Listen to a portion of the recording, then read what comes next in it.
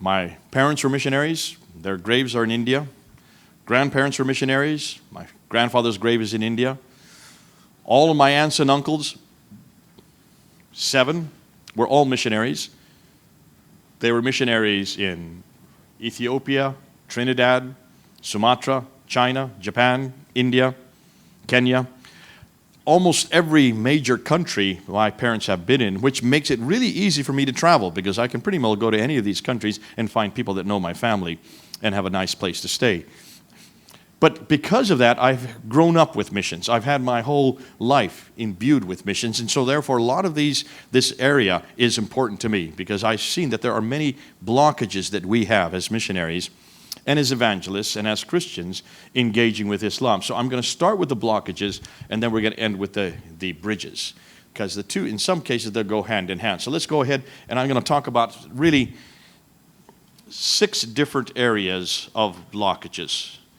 And the areas I'm going to cover are, 5, sorry, not 6, 5. Cultural blockages, political blockages, spiritual blockages, theological blockages, and missiological blockages. This paper is on that flash drive that we'll be sending you so you can get copies of it like the one this morning. Remember that when we bridge, we are bridging to Muslims, not to Islam. Let me repeat that. When we bridge, we are bridging to Muslims. We do not bridge to Islam. Enormously important. And I think that has been some of the problem that we've had in missiology is that we have tended to assume that it is Islam that we want to bridge to. And that's the first one I'm going to talk about, and that's the cultural blockages. Culturally speaking, there has been this pervasive view, and especially here in America, not so much in Europe or other countries, that to be a Middle Easterner, to be somebody from the Arab world, you must be a Muslim. That Islam is so pervasive in these countries that you cannot really stand outside of your Muslim, as they say, Muslim culture. You cannot be in those countries without being a Muslim individual. And unfortunately, this has been really made popular by the insider movement that starts from that premise. The top problem with that whole ethos is most every one of these countries in the Middle East were Christian before they were Muslim, were they not? In fact, the church has been in those countries for 2,000 years. Islam has only been there for 1,400 years. And the way they dress, walk, and talk, the way they eat their food has been Christian long before it was Muslim. So Arab food was Christian before it was ever made Muslim. But yet we think of it as being Muslim. So therefore the ethos is you must become a Muslim to be an Arab. Do any of you feel comfortable with that? And out of that thinking comes the idea that we share the same God, that Allah and Yahweh are the same God. As we saw this morning, if you want to claim that, you have all the right to do so, but I will not accept it for one very good reason. When I look at Allah, He's nothing like my Yahweh. And I want nothing to do with Allah. He's deceitful. He's punitive. He is absolutely egotistical. And more than that, he is incapable of coming to earth, incapable of walking and talking with his own creation, incapable of having a relationship with me. What kind of God would you want to follow? Not a God like that. This idea of the cultural baggage that comes with Islam, to me, if you start from that premise, you're actually acquiescing to Islam, and I would suggest that is something that Muslims would want you to believe, that to be a Middle Easterner is to be a Muslim. To me, that sounds more like their agenda than our agenda. Because I think Christ is supraculture. Christ is above culture, but also Christian culture. The whole idea and ethos of Christianity has now been around for 2,000 years, that so much of what we are in the West is because of a Judeo-Christian mindset. And I see this especially when I look at the United Nations Declaration of Human Rights, which is considered to be the most universal document in the world today for dictating what morality is universally. There have been 126 nations that have signed up to the United Nations Declaration of Human Rights. It has 21 articles. Look at every one of those 21 articles, and you will see that every one of them is housed in the Bible. They come straight out of the New Testament. 8 of them Muslims cannot sign up to. 8 of them are rejected by the Quran. Proof to me that even the most universal document that is accepted by the majority of nations around the world is permeated by Christian thinking. To me, that's exciting. And that's why when I go to another culture, like an Islamic culture, and to hear people say that we must become Islamic to preach the gospel, I shake my head, because that's a blockage that will cause all kinds of blockages, to say nothing of the fact that it starts from deceit, because I don't know of anybody that actually believes what they're doing when they do that. This Arab identity, and this idea of having an Arab identity to minister to Muslims, to me is also anathema when you just look at the sheer numbers. Look at the number of Muslims in the world today. Let's just say, off the top of my head, 1.8 billion. That's what most Muslims tell me, 1.8 billion. Of the 1.8 billion, how many of them speak Arabic? 270 million. That's just 15%.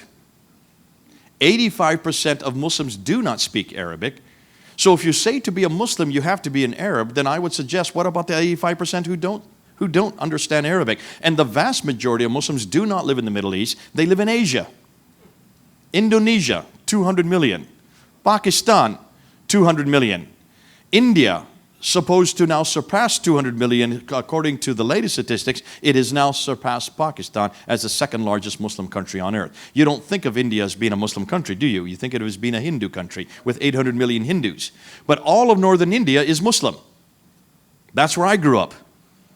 And that's why we need to look at these numbers. Bangladesh, 160 million Muslims. So if you just take Pakistan, India, and Bangladesh, which used to be one country before 1947, that was called India, just look at the Muslim population in those three countries, you get almost 600 million Muslims. No place in the world can brag those kinds of numbers. So this idea of taking on an Arab identity to be a Muslim, to work with Muslims, is anathema when you go to the Indian subcontinent. They do not take on Arab identities. They do not wear Arab dress. They don't even speak Arabic. They will use Arabic when they memorize the Quran, and they memorize their Quran without understanding a word of it. I had a friend in London whose name was Ishmael. He was from Pakistan, and he had memorized the entire Quran, and I would always love to play the Mickey on him, and I would say, okay, come on, Ishmael, tell me. Chapter 2, verse 147. Tell me what it says. And he thinks a little bit, and he goes, tick, tick, tick, tick, tick, gets word for word perfect. I said, what have you just said? He says, I have no idea. He has no idea of what he just repeated to me. And I said, well, then what's the purpose of memorizing it? For him, there is no reason to memorize it, because to understand it, they memorize it to receive barakah, to receive blessing, recorded by the angel that sits on their right shoulder. Every one of you is given an angel. One sits on your right shoulder, one sits on your left shoulder. This one records your bad deeds, this records your good deeds. And hopefully when you die, the records are taken off. That's right, he's there. You can't see him, don't hit him. He's trying to knock off his bad angel. Remember, he's recording everything you've just done. And so at death, the belief is at death, these two records are put on a scale, and hopefully your good deeds outweigh your bad deeds. And if they outweigh your bad deeds, then you're given the right to cross the Sirat bridge, the razor-sharp bridge, over into paradise. As you're crossing the bridge, you can be thrown down to hell at any time, which means Muslims have no assurance of salvation. None. But you do. There's a bridge. What a bridge. Use that as a bridge. You've got an assurance of salvation. Start with that. Let them get jealous by it. I think it's terrific that we have something that they can't even begin to hope for. They can only hope for salvation. Not even Muhammad knew whether he's going to make it across that bridge. There is a Muslim bias. And when you go into the Muslim world, the more you're there, and the longer you're there, the longer you're with Muslims, you will see that when they start talking and when they get into conversations with you, depending if they come from the Arab world or if they come from the Indian subcontinent, the conversations will not be the same. I have rarely got into a conversation with an Arab Muslim that is theological. Primarily because the Arab Muslims don't understand theology. They don't need to. They are not threatened by anybody, theologically speaking. Because Islam is so pervasive in the Middle East, the Christians are so small and weak, they are not a threat. Therefore, you will not find Arab speakers who love to debate. I can't find one debater anywhere in the world that's from the Arab world. Can any of you? Do any of you know of a good debater from the Muslim world that's Arab? No, I'm saying Arab Muslim. Father Zachariah is a Christian, thank God. And he decimates the Muslims because they don't know how to defend themselves. Father Zachariah is a Christian debater, but he doesn't debate. He just has television shows and he just destroys Muslims using their own material. Because there's nobody, really, Muslims have never had to debate. I don't know of any Muslims that had to debate theologically. When we talk with Muslims, almost invariably, whenever I get into a debate with an Arab Muslim, it's always to do with Israel. It's political. It's always to do with Iraq, Afghanistan. It's to do with Donald Trump or Obama. I never, ever get into a theological debate with them because to them, it's not important. They don't realize that there's a difficulty there.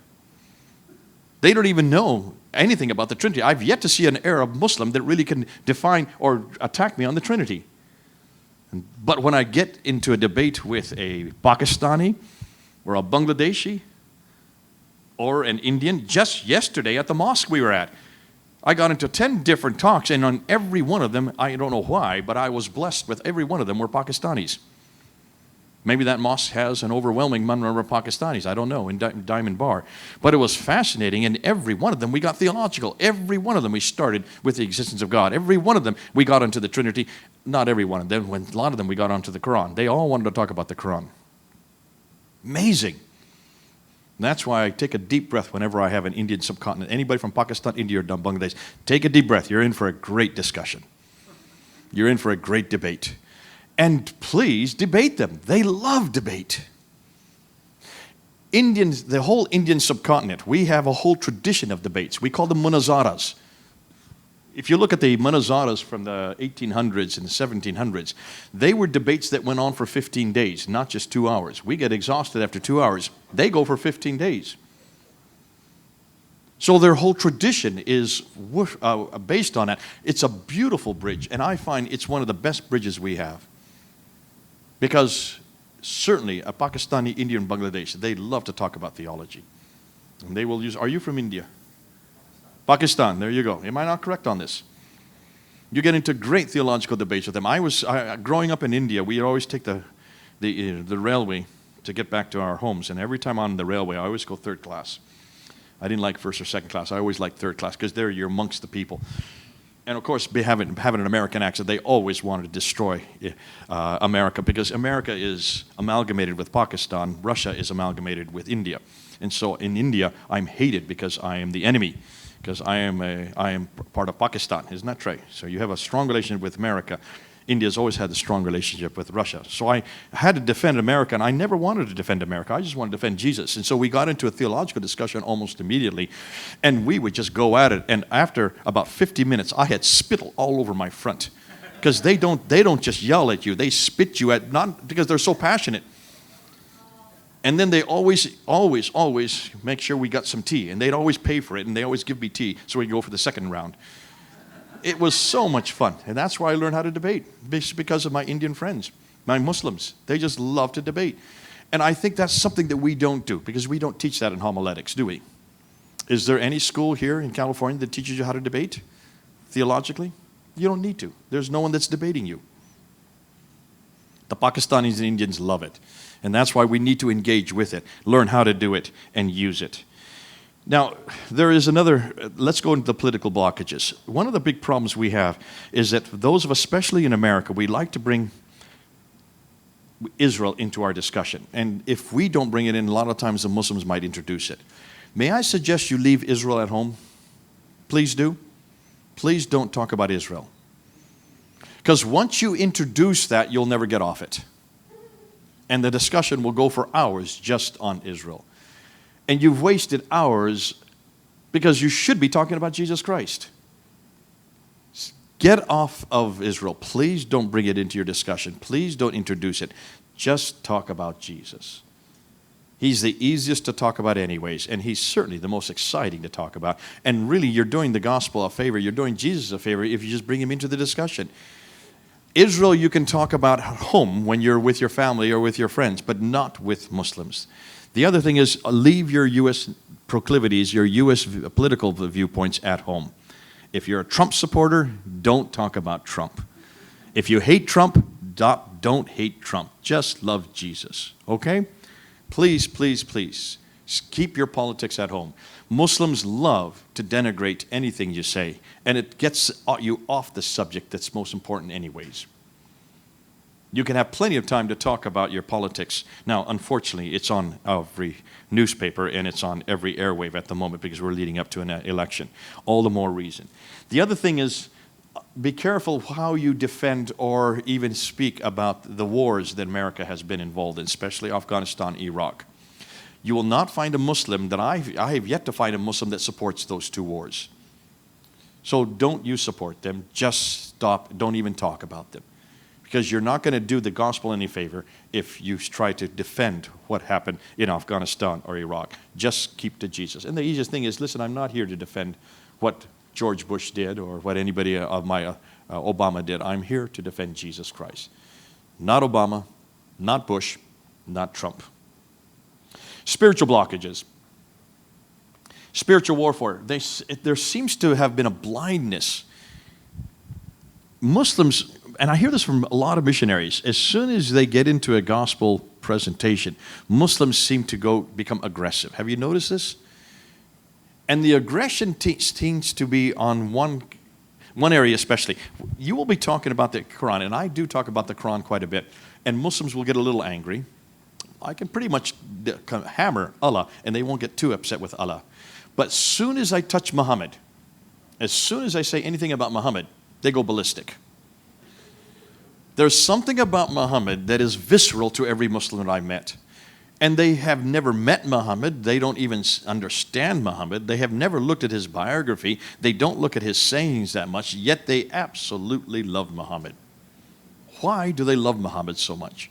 And why do they go visceral? I think I've got the answer, and I think the reason why is because when you look at Muhammad, you realize what they do with Muhammad is what we already know about Jesus Christ. Have you noticed? We already know God personally. Every one of us has a relationship with Jesus Christ. And if you don't, make sure you do. Which means we have something they don't have. We have something they're all looking for. Everybody wants a relationship with God. Everybody wants to know God face to face. Everybody wants to be able to talk to God and have Him respond to you. Islam doesn't give you any of that. There is no such thing. Doesn't exist. Allah is totally other, totally distant, has never entered time and space, has never come and walked and talked in the cool of the day. We've never been with Allah face to face. Adam and Eve were never with Allah face to face. Because of that, if God is totally other and totally distant, how can you get close to God? Well, who are you going to use as a replacement? Well, it's right there in the Quran. It's very clear. Over and over again, when you see the shahada there, which is fascinating because the shahada is never together in one place in the Quran. It's always La ilaha illallah. Muhammadur Rasulullah is then added at a later date. What's fascinating is the two that are put together in the Shahada today, and the first time we've seen that is on the Dome of the Rock in 691 as a historical precedence, because that means for 60 years they never said the Shahada. That is introduced on the Dome of the Rock. We can't find any documentation earlier than that. What's fascinating, though, the fact that they've put Muhammad there alongside Allah suggests they've elevated Muhammad, have they not, to a status he cannot belong. What's he doing with God? Isn't that shirk? Haven't they elevated to a man to the status of God? If he's part of their statement of faith, then I would suggest that gives him divine status. They say we've done the same thing with Jesus Christ. Interestingly, you can throw that right back in their laps. There's a good bridge. But what's fascinating is when you look at that, when you ask about that, this shahada, and you're going back to that, remind yourself that once you confront that man, expect a reaction. Remember when those cartoons came out, those 12 cartoons in Denmark, the Danish cartoons? The reaction that happened all over the world, riot after riot, 17 people lost their lives. I went down to Trafalgar Square in London, and they had a big rally for Islam there, and I went in and I wanted to just talk to people. I wanted to see why the Muslims were reacting so viscerally against these 12 simple cartoons. Funny, but simple. And I kept on hearing the same refrain. You don't understand, Mr. Smith. Muhammad is closer to me than my father. He's closer to me than my brother. I said, what do you mean closer than your father? You've never seen Muhammad. He lived 1,400 years ago. How can you say he's closer to you?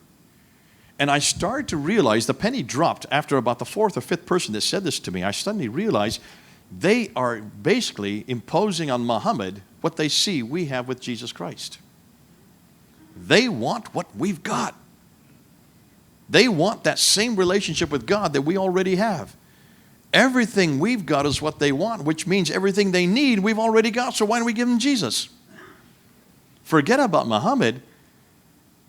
Can you see when you look and do a comparative between Jesus and Muhammad, just do a quick comparative and you can see immediately that there's nothing at all comparable. I did this when I was in Dearborn. I saw a man standing there with a sign, a Muslim, and he had Jesus and Muhammad. We love them both. So I went up to him and I said, I'm so glad you got Jesus above Muhammad. Make sure you keep Jesus above Muhammad. Don't put him down there. And he says, no, they're the same. I said, no, they're not. Jesus is far superior to Muhammad, even in your Quran. Let me show you how. And so I had the Quran in my hand. The Muslims never have a Quran in their hand. I have the Quran. You are to have Qurans. They never carry Qurans. They will carry Bibles with little post-it notes all the way through it with all these seeming errors and seeming contradictions. But they never have a Quran in their hands, which to me is anathema. If they love it so much, why don't they then hold on to it? So I always keep my Quran there, and I open my Quran. So I started with chapter 19, verse 20. And I said, let's start and let's do a comparison between Muhammad and Jesus in the Quran. I'm not going to go to the Bible. I'm going to start with the Quran. And I went to chapter 19, verse 20, which stipulates that Mary was a virgin when she conceived Jesus. So already you see there's something miraculous about his birth. So I asked my Muslim friend, his name was Abdul. I said, Abdul, was Muhammad born miraculously? He said, no, he was born quite normally. I said, well, then there's something different going on here. The fact that he was born of a virgin is absolutely significant. Do you know why he had to be born of a virgin? And he said, no, I don't know why. I said, well, what are you supposed to do when you don't know something? Who are you supposed to go to? In chapter 1094 of the Quran, in chapter 21, verse 7 of the Quran, it says, if you have any question, go to the people of the book. That's us. Come back to us. I'll tell you the reason. The reason is because of Isaiah chapter 7, verse 14. You notice I'm keeping with 7:14 everywhere I go. It's so easy because 7 is the perfect number. Double that is 14, so you can memorize it that easy. It just so happens that's the right place you want to go to. Because there in Isaiah chapter 7, verse 14, the prophet Isaiah says, for this shall be a sign. Wake up, Muslims. This is a sign for you. A virgin will conceive, not just any woman, a virgin. Now, I know in my world no virgins conceive. That is impossible for a virgin to conceive. If she does conceive, that means this must be a miracle. So this is a miracle. Listen to this miracle. A virgin will conceive and bear a son. That refers to Genesis 3:15 when God said to Eve, turning to Eve, he says, from your line, he will come. That means it must be a male. And it has to come from a woman's line, not from a man's line. It must be from a woman. Now Isaiah is saying who that woman is. She's going to be a virgin. That's why when the virgin conceives, read the rest of the verse, he shall be called Emmanuel, which means God with us. So when the virgin conceives, wake up, this is a miracle. When she conceives, that's God with us. God's now here. Ooh, it's a great bridge. I love that. So you've gone to 19, verse 20, showing that this is a unique birth. Muhammad has nothing like this. Then jump to chapter 3, verse 46, because chapter 3, verse 46, it says that this Isa, this Jesus, wrong name, but nonetheless, this Jesus, as a baby, speaks from the cradle. Could Muhammad speak from the cradle? Absolutely not. 3 verses later, in verse 49, chapter 3, it says that this Jesus takes some mud, forms them into clay, blows on them, and they fly up into the air. Creates out of nothing. Could Muhammad create anything? Absolutely not. And then it continues on and says that this Jesus, as a baby, he then gives sight to the blind, heals the lepers, and resuscitates the dead. Could Muhammad do any of those?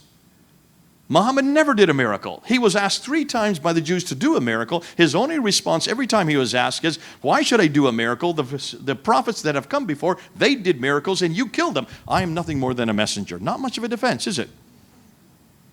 All he needed to do was one miracle. He couldn't even do that. Yet Jesus was doing it as a baby.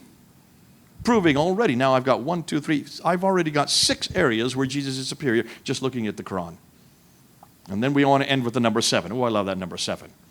Chapter 19, verse 19. So we started for chapter 19, verse 20. We went to chapter 3, verse 46. We went to chapter 3, verse 49. Now we end with chapter 19, verse 19. In chapter 19, verse 19, Gabriel comes to Mary and says, I'm going to give you a righteous son. Righteous means sinless, correct? Jesus is the sinless one. So say, is there anybody else in the history of mankind that was sinless? And they'll say, well, yes, the prophets were sinless. I say, look at the Quran and see all the sins every prophet did. They say, well, Muhammad was sinless. I said, then chapter 48, verse 1 and 2. Go to chapter 48 and verse 1 and 2, because it's very clear. God is saying to Muhammad, for you must ask forgiveness for the sins you have done and the sins you are going to continue to do. Even as a prophet, he continued to sin.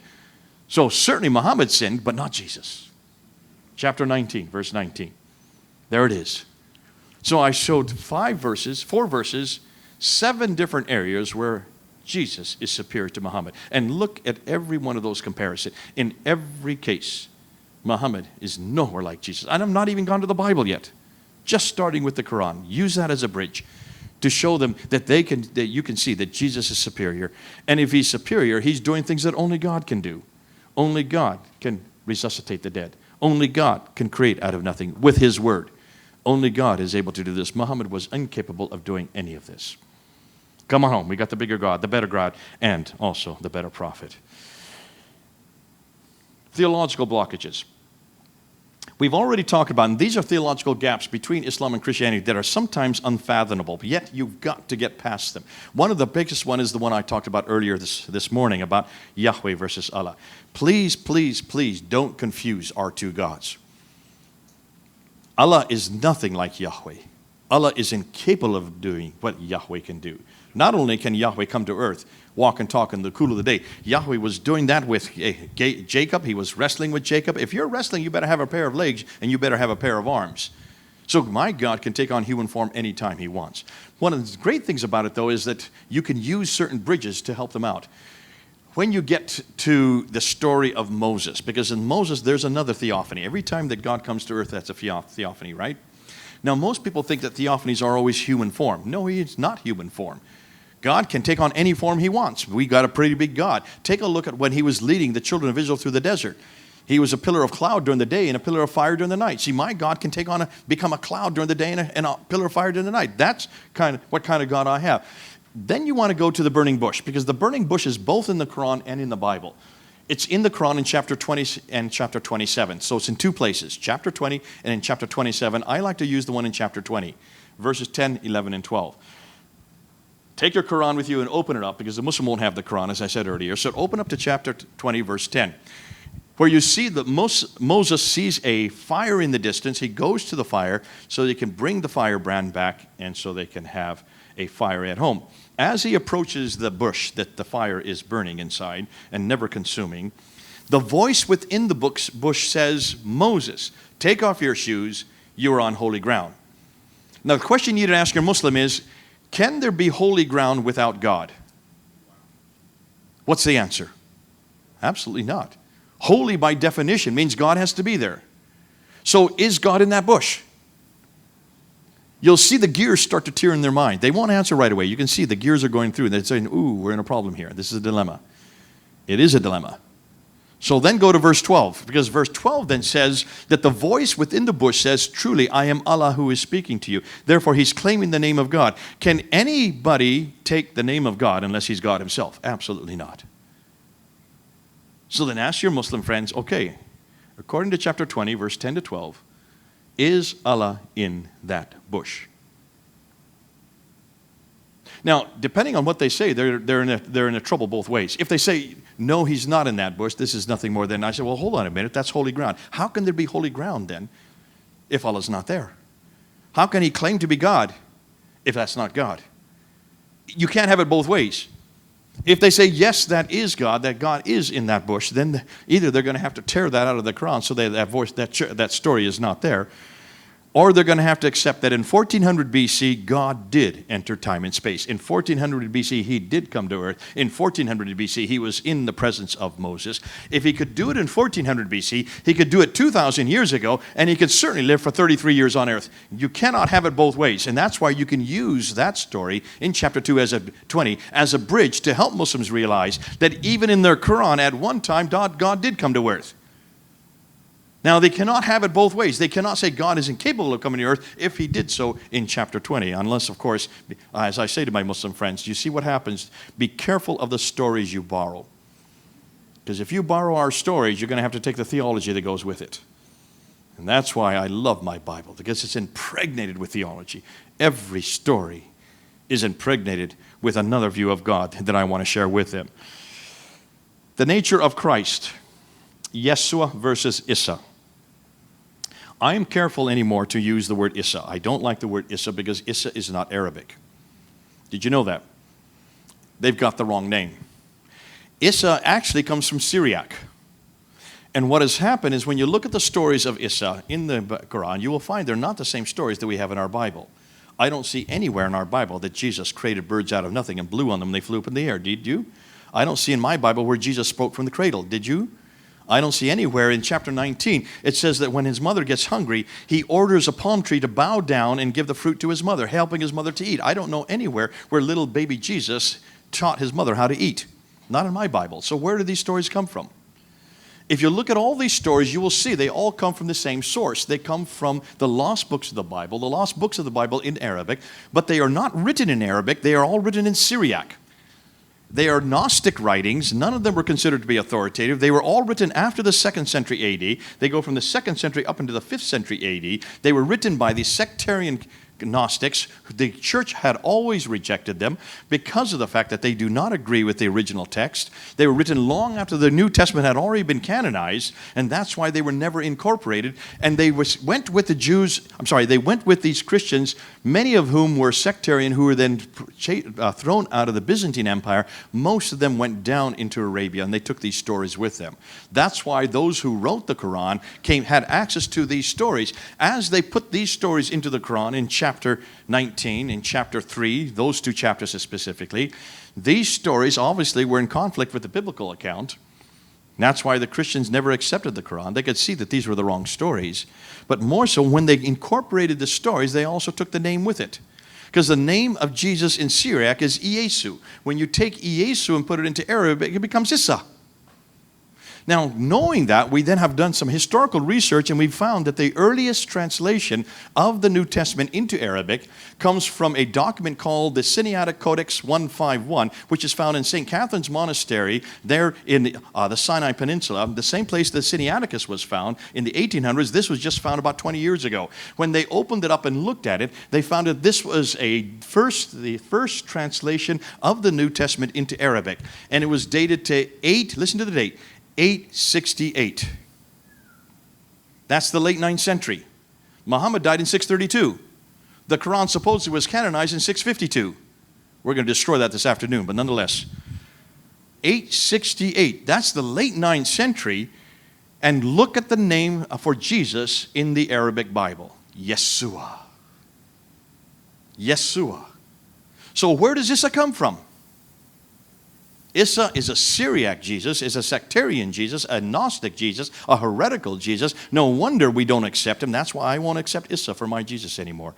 I only go with Yeshua. The true name for Jesus in Arabic should be Yeshua. But use this as a bridge because you can see then how they need to hear. Now, the nature of man, I won't get into that. Revelation, man's fault, there's so much here, but that'll take me. I can see I only have 12. I haven't even gone into the bridges yet. So let me continue on. Let's go to some of the missiological blockages. Missiologically speaking, we have done some problems. There have been some real problems in the missiological field, especially with the Islamic world. One of the big problems we've always had, and it's not just the Islamic world, we've had this in the Hindu world as well, in India. When we go into missions, we tend to, in the old days, especially the colonial area, we always started hospitals, schools, and orphanages. And the problem with hospitals, schools, and orphanages, they cost a lot of money. They need an awful lot of finance to keep them going. And what tends to happen is, especially in places like India and Pakistan and Bangladesh, many of the people who then were incorporated and then taught and actually did the education so that they could run those hospitals and those schools were Indians who then were converted. And many of them who were converted, immediately they turned around and made sure their aunts, uncles, cousins, and brothers got all the jobs. And that started what we call a rice Christian. That's where the term rice Christian came from in the 1950s by Donald McGavran here at Fuller Seminary. He coined the term because looking at the problem of the church in India. The problem is that is what we call the social gospel. The social gospel, by definition, creates the wrong kinds of Christians because it creates Christians that only see the gospel as being something that's financial and gives you a financial gain. And therefore, they don't want evangelism because they don't want to use evangelism because if other people are converted, they can then share in the pie that's meant and supposed to be kept for your family and relatives. So the social gospel has been a real deterrent to evangelism after the first generation. The other problem is what we know as contextualization. And I've talked about that, but I think this is where the problem is. In Islamic work, we've always had 5 problems. The 5 major problems are, first of all, we get very few converts. And once you get a convert, immediately they get persecuted. And once they get persecuted, they need to be extracted from the community to keep from the persecution. Am I correct? Who extracts them? We have to extract them. In order to extract them, that means they become a parasite on us. They become dependent on us. So parasitism sets in, which costs an awful lot of money. How do you solve those 5 problems? Conversion that creates persecution, that creates extraction, that causes parasitism, that creates an awful lot of dependency, financial dependency. How do you solve all 5 of those problems? Well, being American, you've come up with an answer. There's a very simple answer, and that is don't let them leave Islam. Let them remain in Islam. Let them stay inside. If they stay and remain Muslims, continue to call themselves Muslims, continue to go to the mosque regularly, continue to believe that Allah and Yahweh are the same God, so that Allah is your God, continue and understand Muhammad is in the prophetic line. Also, do the 5 prayers, continue to do the Hajj if need be. For all practical reasons, stay a Muslim, don't become a Christian. We don't need any more Christians. We need more Muslims that love Jesus as Lord and Savior. How do you feel about that? No one's going to support it? This is the ethos of what we now call the insider movement, which comes from America. This is invented by you all, right here down the road. It's now being taught at Fuller Seminary. That's my alma mater. That's where I got my master's. And I was there in the 1980s learning about this. I heard about it. We didn't call it insider movement. We called it contextualization. And I thought it was brilliant because I like contextualization. That's bridging, is it not? The problem is, contextualization is fine as long as you only contextualize culturally. Once you start contextualizing theologically, you've gone too far. And that's the difficulty I have with that. And that's where this bridge, which we thought was a bridge, is actually becoming a blockage. Because we're finding that people that remain in Islam, we lose them. We don't know where they are. We can claim as many numbers, and we are claiming millions of converts. But where are they? Are they in your churches? Are you going to have contact with them? Are they going to be in the family of God? Are they coming to your conferences? They cannot, because as soon as they do, you expose them, and then, of course, the persecution begins. So the whole need not to create persecution, not to have extraction, creates an elephant in the room that no one wants to talk about, because by doing that, what you're saying is we must keep them at arm's length and not let them be part of the church. And if you leave them part of the church, if you don't have them part of the church, then how in the world are they going to be protected? Where is the church to protect them? Why do you think Christ created the church? Because that's the best way to protect those who are persecuted. And he said very clearly that your biological family is not your major family. Remember very clearly when his mother were there outside the room, and he was told by the disciples told him, that your mother is outside. He said, who is my mother? Who are my brothers? You are my brothers. You are my... He redefined the family. It is not your biological family. It is the church. We are the new family. And that's why the church has survived for 2,000 years. We have survived because of extraction. We have survived because of persecution. If you have any doubt, read the book of Acts. It is full of persecution. Folks, if you want to find out what Christ thinks about it, just read Matthew 10. Look at the commissioning of the 12. He says very clearly, as he commissions the 12 disciples, I'm sending you out as lamb before wolves. You're going to be hated for my name. You're going to be persecuted for my name. You're going to be jailed for my name. You're going to be flogged for my name. You're going to be killed for my name. Did he not say that? Is that not the commissioning? How many of you who have been commissioned in your church have been commissioned like that? I'm not been. I'm ordained. I was never commissioned like that. But I think we all should be commissioned like that, because then he goes on and says in verse 34 of chapter 10, I have not come to bring peace, I have come to bring the sword. To set father against son and mother against daughter. Basically he's saying the people that are going to do the persecution are your own family. It's your family that's going to persecute you. So why are we trying to keep them in the family? When Christ was very clear that they're the worst, they're the ones that are going to do the most damage. And that's why when you look at the Muslim family, take a look at the Muslim family. In almost every case, those who have converted to Christianity, it's been their family who've done the most persecuting. Am I not correct? I think Christ knew exactly what he was talking about. And that's when I talk to MBBs, Muslim from a background, MBBs, Muslim background believers, they don't like to use the word MBBs. Most of the ones I come across, they all like CMBs, Christian from a Muslim background. They like to put Christ's name first. Bless them. When I look at them, when I ask them about the insider movements, almost the biggest criticism I get are from other Muslim believers. Sorry, Christian believers from a Muslim background. We need to be careful about missiological blockages. We need to be careful that we don't try to placate. If we don't follow the biblical model, then I don't think that there's no reason in the world that we should get into missions. We've got to make sure that we do what Christ demanded of us. He says in verse 38 of chapter 10, "For he who is not willing to bear my cross is not worthy to be my disciple." Be careful what you do to your Muslim background believers. They will understand it much more than you do. I mean, you told me, a sister over here afterwards, she says, "I don't even like to read the Quran." That's right, you don't like to read the Quran because you feel almost like there's an oppression there. I have my Muslims, I like to go to the mosques and I like to get into debates in mosques all the time. I get barred from mosques now because of the fact that I'm too high profile. But I want to take my Muslim background believers with me, and they stop about 100 yards away and say, "We're not going any further." I said, "Why not?" He says, "Well, don't you feel the evil spirits?" I don't feel them. But my MBB friends feel them. They can see the oppression. You can feel the oppression when you read the Quran. We need our MBB people to help us to realize what we're up against, because this is a battle, of spiritual battle that we're not even aware of, because as Americans, we're inane to spiritual battles. We do not feel evil spirits, not like our Muslim background believers do. I go to mosque after mosque and I don't feel a thing. But my Muslim background believer feels enormous amount of oppression. And I need to listen to them. This is a blockage that we have to be careful with. Let's continue on. Another blockage that we're getting is this eisegeting and exegeting the Quran. I'm going to get into that in the next section. Let's hold off on that. Before we do that, I want to talk about friendship first and peace at any cost. I'm a Brethren in Christ missionary, and that means I come from the Mennonite tradition. And in the Mennonite tradition, this is almost our mantra, that the gospel is the gospel of peace and tolerance. Peace and reconciliation is the name that we always talk. And I've always scratched my head on that. And I've always said, where in the Bible does it say that the gospel is the gospel of peace and reconciliation? We are to be people of peace and reconciliation, but the gospel is not a peace and reconciliation. The gospel is absolutely provocative. The gospel is as combative. The gospel is controversial as you can get. If it wasn't so, then what in the world do we see when we open the book of Acts and we see persecution after persecution? Everybody was persecuted for the first 300 years until Constantine made Christianity the international religion. The whole church was full of persecution.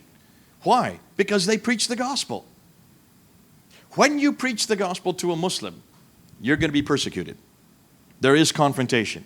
Anytime you say that God enters time and space, that confronts a Muslim. Anytime you say that God died on the cross and rose again, you're going to confront a Muslim. Anytime you say that God has a son, you're going to confront a Muslim. Yet you have to say that. That's the gospel. And if you're not going to say that, then you're wasting your time. At some point, you're going to have to introduce the gospel into every conversation. The sooner you get to it, the better you are, because Muslims can handle it. They're good at it, and they will confront you with it. Expect it, and know that you're doing the same thing Paul did. Every time he went into the synagogues, he got confronted for preaching the gospel. All the disciples, everyone that was commissioned, when Christ commissioned them, take a look at every one of them. Every one of the disciples was hated, were they not, for the gospel? They were all persecuted, were they not? They were all put in prison. Every one of them was flogged. All of them were killed except for John. John was the only one that wasn't killed. They were all killed except for him. They received their commissioning. We need to be commissioned like that. This idea that somehow there's going to be peace and reconciliation whenever you preach the gospel, that's not the gospel, folks. The gospel is absolutely confrontational, especially to Muslims. Friendship first. I've never always asked my people that start with friendship first, where in the Bible does it talk about friendship first? Did any of the disciples become friends before they preached the gospel? Did Jesus ever make friendships first? Did Paul ever go and shake people's hands before he preached the gospel? Did he ever go and invite himself into the synagogues? No, he never invited himself once. He just walked right in. Like my friend Hatun Tash, she just walks into the mosques. She walks uninvited. She never gets friends first. And she confronts them with their Quran. And she gets thrown out. Every week she gets thrown out. She goes into 4 mosques a week. She's been in 400 now. What a woman. She's just following what Paul does. But we need people like that again. We need to get back to that paradigm. We need to get back to that example.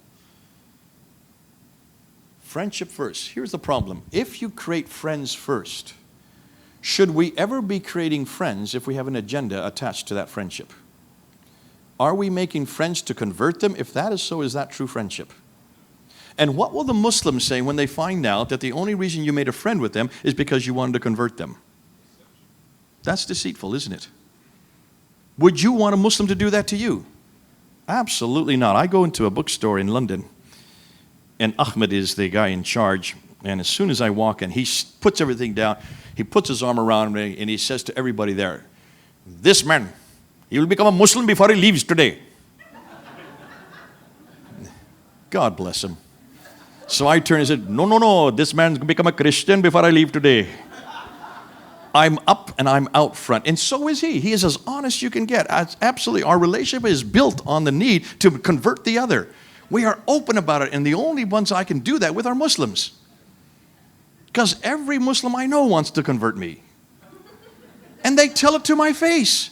So why aren't we just as passionate and why aren't we just as honest as them? We are so scared to tell them what our agenda is because we don't want to lose that friendship. But that's not true friendship. True friendship should be as honest as you can be. Be right up front with your friends and folks. You're living in America. You're not going to be thrown out of America because the Muslims don't like what you're doing. This is your country. Remember, they're your guests. So be a little bit more proactive and start learning from them. God bless the ones we saw yesterday. I'm new to America, so I'm still getting to know about your Muslims here. They're not nearly as radical as the one we have in Britain. So I have to be careful because almost all my anecdotes are from Britain. And the British ones, they're so in your face and they're so aggressive. But I don't call it aggression. I love their passion. I love their passion. Sheikh Umar Bakri Muhammad, the most radical Muslim in Britain, when he first got to know me, I used to dog him because every college campus he went into, he caused such a furore because the Islamic societies were only about 20 or 30 when he came in. They went to 200 to 300. They had to open big rooms like this and big assembly rooms to accommodate him. And this guy was from Syria, but he had fled to Britain because he tried to overthrow the government in Syria. And so coming to Britain, of course, Britain being the way it is, it just gave him a car, it gave him a school, it gave him a house, it took care of all his medical attention. He's living high on the hog. He became the Ayatollah of Tottenham. And so I would go, and he became good friends, and we had 4 debates that we did. But he wanted me to come to his school to talk to his students. And so he introduced me this way. He says, "This is my favorite Christian. But this will be the first man I kill when Islam comes to Britain." What an introduction. And I had no problem with that introduction because he was being absolutely honest. I would be the first one he killed. He would have to kill me because of what I represent. And I just turned to him and says, "I'll never kill you." See the difference? You're not a threat to me because I have Jesus Christ. You can kill me all you want, but you won't kill him. And because of that honesty, I think we need to learn from that honesty. There's something that the Muslims have that we need to learn. They have a passion we don't have. They have an honesty that I'm jealous of. And we need to start being just as honest as them, just as transparent as they are. And you will find that you will make friends left, right, and center. When I'm at Speaker's Corner, and I go up to people, well, it's usually a guy, not a girl, but I say, "Give me your hand. I love you. God bless you." They won't shake my hand. They won't touch me because I'm shaitan. I'm Satan. No, we're not going to touch you. You're Satan. And they put an evil grimace on their face. And I say, "Well, I love you. My Lord Jesus Christ loves you. Even though I do not agree with you, I absolutely love you. Let me hug you." And they won't never let me touch you. Now, when we get to KFC after the corner, the same guys will come and give me back rubs. What's going on here? In the public face, this is the public face of Islam, and you'll see it often. The public face will be, especially in battle, like we are at Speaker's Corner, they will not even let me touch their hand because I corrupt them. But when I'm at at KFC, away from the battle, we're best friends. And this is something you've got to realize. They will raise their voice, they will get angry at you, they will call you all kinds of names, you'll get death threats, they will not kill you. And the more passionate you are, the better friends you become. The more they'll want to spend time with you, and the more open they will be to the gospel. We're getting hundreds of Muslims that are coming home to Jesus Christ because we are acting just like them. So true contextualization is not just saying the right thing, it's also walking the walk and talking the talk. Walk like they do, talk like they do. Don't just wear the same clothes they wear. Make sure that you be as passionate as they are. The bridges. I only have 2-3 minutes to go. Let me finish with the bridges. One bridge that we use in Britain is called dialogues. I will do dialogues, but I always will make sure that I prepare for debate. If you go into a dialogue with a Muslim, prepare for a debate. The reason why is dialogues are really a Western invention. They are not understood by Muslims. They don't understand the premise. The whole premise behind dialogues is you start on this side. The Christian always goes first, whatever the subject is, and they only say what Christianity believes on that subject. Then the Muslim goes second, and they're supposed to say only what they believe on Islam. But invariably, in every dialogue I have been, as soon as the Christian has given their premise, the Muslim then comes and attacks it. And the Christian's not prepared for that kind of attack. And they go after attack, and after 2 hours, the Christian is bumbling, they're looking hopeless, they're looking stupid, they are getting tongue-tied, they have not been prepared for this kind of battle. And after 2 hours, everybody then leaves the dialogue thinking that Christianity has all the problems. Not one thing has been said about Islam. No one has asked the same questions of Islam, because none of us are prepared to do so. Because we assume that dialogues are understood by Muslims. God bless them, they don't understand dialogues at all, because dialogues are politically correct. They are not politically correct. And that's why be prepared for a debate. But more than that, if you're going to go into a dialogue with a Muslim, make sure that you take the same questions they throw at you and apply it right back in their laps. Put it right back. Remember, the best defense is a good offense. Vince Lombardi said that, right? That's one of your footballing terms. The best defense is a good offense. Always be on the offense. And then we're going to end off with some of the biblical uses of the Quran. I've gone through a number of them. They call it the Camel Method. I like the Camel Method if it's used correctly. Do not use eisegesis. Please do not misinterpret the Quran. We get upset if they do that with our Bible. Don't do that to the Quran. So when you look at the crucifixion that David said this afternoon, chapter 4, verse 157. In chapter 4, verse 157, I've heard many missionaries and many Christians say that that's not really talking, that really is accepting the crucifixion. I don't know of any Muslim that would agree with that. And the reason they get around that, they say when you read it correctly, it says, for they killed him not. Who is they? They means the Jews. And it's true, the Jews didn't kill him. It was the Romans that killed him. So therefore Jesus, according to the Quran, Jesus was crucified. Folks, I don't know of any Muslim that accept that interpretation. And that's playing with interpretation, and that's not honest. That's not honest. That's deceitful. Don't do that with the Quran, because you don't want them to do that with the Bible. I've told you already that you can use the Quran. You can use it with the fall of man. Did we go into this one, the fall of man? They confront us all the time with the fact that we are imputed with Adam and Eve's guilt. So they do not like original sin, because how could Adam and Eve's sin be imputed on us? That has nothing to do with us. That is unjust. In fact, this just came up yesterday. One of the guys that I was talking to, he was in his car. We were having engaging conversation, and he said, the biggest problem, I said, what is your problem with Christianity? What's your problem with Jesus Christ? And he says, how can we be guilty for Adam and Eve's sin? And then he says in chapter 6, verse 164, in chapter 53, verse 38 of the Quran, it's very clear that nobody can take on the guilt of another. That's very clear in the Quran. I said, okay, so you have a problem with imputed sin. You have a problem with original sin in chapter 3. Of the New Testament of Genesis. I said, if that is, you have a problem with Genesis and also with the crucifixion. I said, well, then let me just ask you to go in the Quran, which he didn't have. None of them have Qurans. Chapter 7, verse 24. Go in the Quran and look and see your Garden of Eden. Your Garden of Eden is not on earth, it's up in space, is it not? He said, yeah, that's true. I said, well, what happened in verse 24 of chapter 7? Adam and Eve are thrown out of the garden down to earth, are they not? They're thrown out of the garden and they're down to earth. Now let me ask you, and I forget what his name is. His name is Muhammad. I said, Muhammad, are you up in that garden right now? Are any of you up in that garden? Is this the garden? Diamond Bar? Is this the Garden of Eden up in space? No, it isn't. I said, the fact that all of us are on earth means all of us are imputed with Adam and Eve's sin, according to your Quran.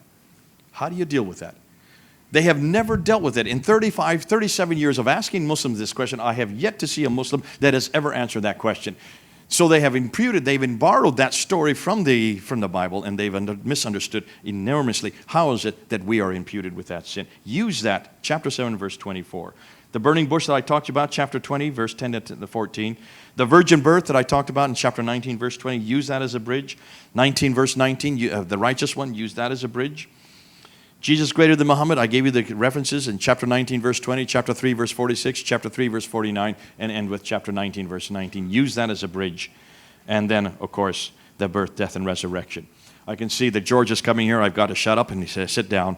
If any of you do want to have any more of these registrations, come and get them from me. If you want our prayer card, come and get them from me. And if you want to sign up on either our prayer list or on the Fander course, they're right over here on my right. God bless you. It's been great having this time with you. Thank you, brother. Thank you so much.